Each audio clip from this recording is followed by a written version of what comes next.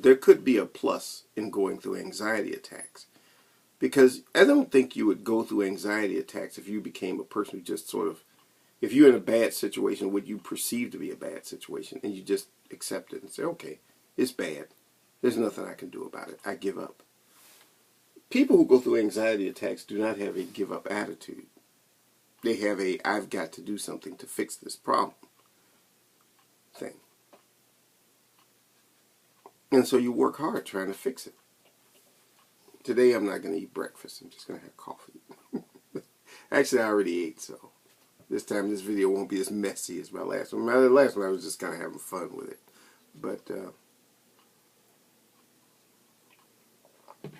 But you get to a point, you could get to a point of just accepting things. When I used to go through the anxiety and the stresses and everything else, I didn't just accept my fate. Back then, when I didn't have a job, when I didn't have anything, when I was so worried about my health and everything else, I felt like there was something I could do about it. But I didn't know what. It's just this general sense. It's not a particular detailed thing. It's just, I felt like I could do better than this. Somehow, things, I just can't, I'm going to die, and it's going to be not just die, but the bad life where I'm never going to live and do things I wanted to do. And when I look back on it now, it's just interesting to think about how I thought about everything back then. I think it was something. When you think about it, not everybody goes through anxiety attacks, okay? Not everybody suffers from, anxiety. But people do. Why? I'm going to give my amateur way of looking at it, because I think that there's an advantage to not being a scientist and being somebody who's gone through this and overcame it, because people can relate to that. But you learn something. You're trying to fix something, and you're going about it in a way that's not very effective, because you're following everything you were taught about problems.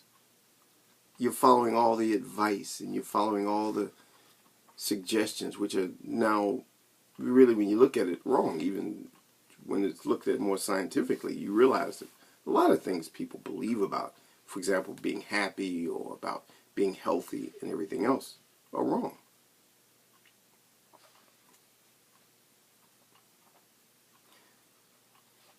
You learn all these things. You're taught so many things. You're taught how to deal with everything, how to deal with problems, how to deal with stuff when things are going on. And it's all wrong. It's just wrong. You're taught things by people who don't know what they're talking about, basically, to put it simple. I think that's why all these people get into this rationalism kick. The whole big rationalism kick is all about doing things the right way, like there's a right way that you clearly know. And all the people who argue about this stuff don't know what they're talking about anyway. They just know, well, you have to be rational. Yeah, what does that mean? When it comes to real problems, when it comes to something, like you got a problem, your mortgage is coming up and you don't have enough money. You have to be, rational. You call people, you do things, you follow every lead everybody tell you, and it doesn't pan out. You're panicking. What do? When I used to go through anxiety attacks, I would panic over stuff like that. And not only think about this and that and this and that and be overwhelmed. One thing is I learned now is to be relaxed first and calm. And to say to myself, yes, in a way, this is a kind of vagueness to things. But it's like saying, I know everything is going to be okay no matter what happens. Even if I lose everything, I'm going to be okay.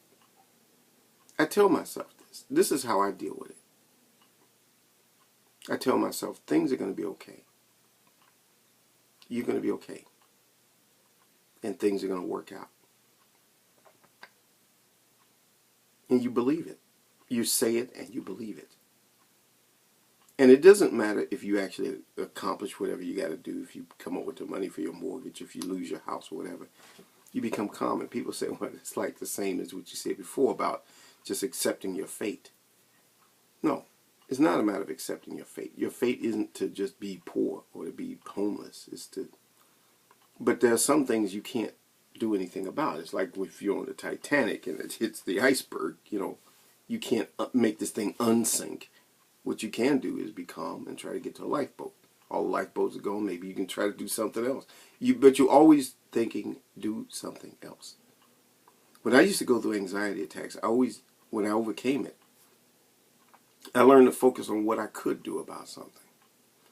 Where you really suffer from anxiety is when you go nuts over things you can't do. And you sort of sit there and almost stand in one spot and think of everything that's going to go wrong. And you kind of just you play it out in your mind. This is going to go wrong. This is going to go wrong. Oh, it's going to be like this. No, you focus on doing something. Always doing something toward you try things. And life is a matter of trial and error. There are no formula solutions to things. There's no formula answer. There's no, here's the answer and boom, that's it. No.